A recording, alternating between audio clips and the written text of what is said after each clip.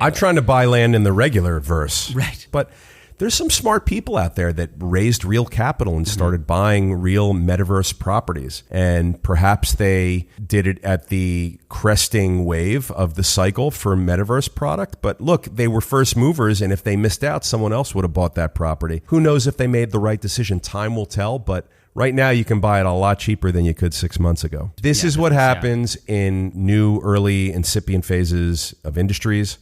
And it also happens when economies are taking a crap. And right now, ours is taking a crap globally. The rising rates cut off access to capital and cheap financing for all sorts of things, businesses, real estate, growth, development, renovations, whatever. It was a lot easier to get money before when it was less expensive than it is now, where it's more expensive. People are like, I'm not going to borrow at these higher rates.